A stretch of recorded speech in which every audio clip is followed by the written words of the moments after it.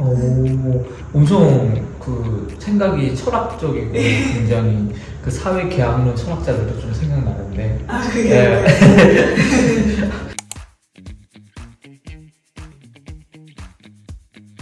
아직도 믿기지 않아요. 제가 현실을 보고 있는지 이것이 제 상상인지 믿기지가 않고요. 다른 건 안 하고 오로지 글만 읽고 쓰는 제 노력은 저의 취미로 끝날 줄 알았는데 이렇게 세상과 또 나누게 되니까 보상을 받은 느낌이었던 것 같아요. 저는 평소에 글을 쓰는 것과 생각하는 걸 좋아했어요. 그래서 저는 이런 대회가 있다는 걸 알게 되었을 때 저랑 정말 잘 맞는 대회라고 생각했고 제가 가진 이 취미를 취미에서만 끝나지 않고 세상과 나눠줄 수 있는 좋은 기회라고 생각했어요.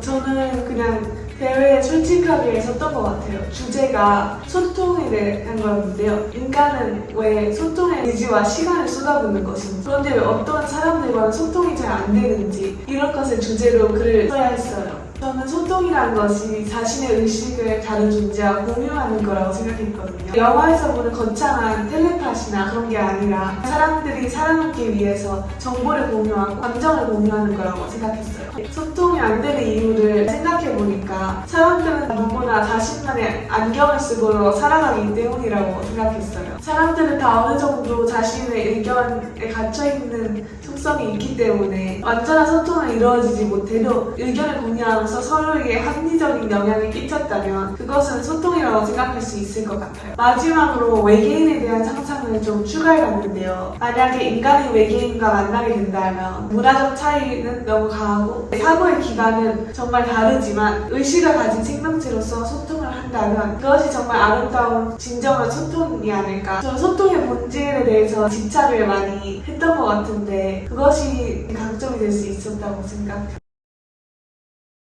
제가 KPO를 앞두고 담당자님께 아주 중요한 조언 두 가지를 들었는데요. 첫 번째는 KPO 관련 자료들을 읽어보고 한번 주제들에 대해서 제가 글을 써보는 거였어요. 그런데 이대로만 하면 문제가 있잖아요. 사실 사람들에게는 사고의 한계라는 게 있는데 제가 글을 쓰기만 하면 어떤 문제점이 있고 그걸 극복해야 될 해결 방안도 몰라요. 그래서 담당자님께서 추천하신 방법이 수상작들을 읽어보고 그들의 논제와 글 구조를 파악해서 제 글을 개선하는 방법을 찾아내는 거였어요. 그런 것이 큰 도움이 된 것 같고요. 왜냐하면 저의 글 구조와 글을 쓰던 습관들을 수상작을 읽어보면서 많이 개선할 수 있었고 더 체계적이고 저의 뜻을 더 명확하게 전달할 수 있는 글이 완성되었던 것 같아요.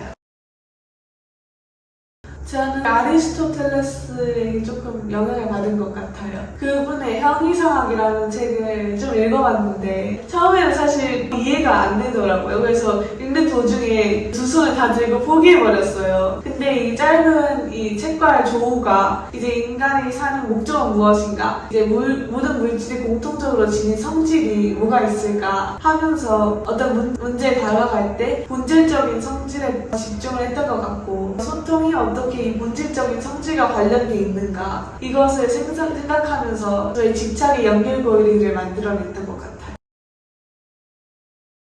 제가 철학에 대한 관심을 취미에서 끝나지 않고 세상과 나눠봐야겠다는 생각에서 철학 관련 활동들을 많이 찾아봤는데요. 그 중에 한국 철학 올림피아드가 있었어요. 이제 연장선에 있던 필로워스라는 프로그램도 알게 됐고요. 철학적 질문을 하고 철학적 대화를 할 수 있는 독서 모임이라는 것에서 아주 신선한 프로그램이라고 생각했어요. 그래서 한번 참여하고 싶다는 생각이 들었어요. 제가 참여한 세미나는 손자병법을 읽고 토론하는 세미나였는데요. 서로 다른 사람들과 생각을 공유하는 일, 이를 통해서 저의 사고가 많이 풍부해진 것 같고요. 거기서 끝나지 않고 제 자신이 세상을 대하는 태도에까지 영향을 미친 것 같아요. 삶이라는 이 어려운 주제를 소크라테스의 산파술처럼 계속 질문하게 만드는 이 힘, 이것이 필로워스의 진정한 매력이라고 생각해요.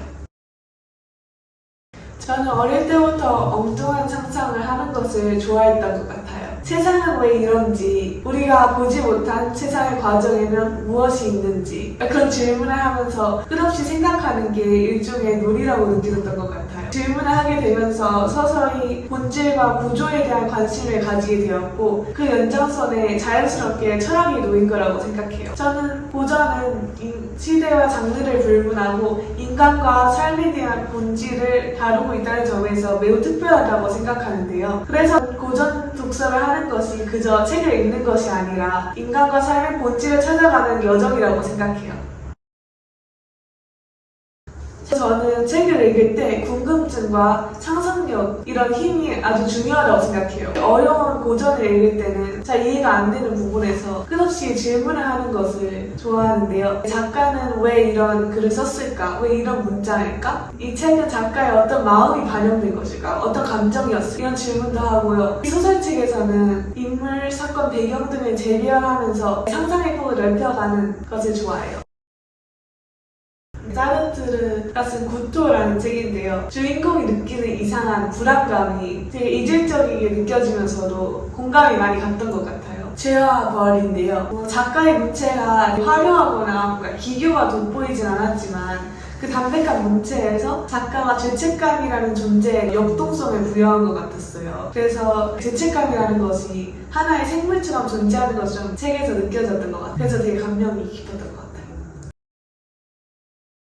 저는 인간의 본질을 선과 악으로 나뉘기 전에 본성이 있다고 생각해요. 인간이 발명한 도덕에 귀속될 수 없는 그저 날 것 형태로 존재하는 인간이 자신의 생존을 위하여 그렇게 힘쓰는 본능은 선과 악의 등장 전에 있다고 생각하고 이것의 표현 양상에 따라서 이제 인간들이 말하는 소위 선과 악으로 나눌 수 있다고 생각하는데요. 인간의 본성은 그걸 초월한 중립적인 어떤 것이라고 생각해요.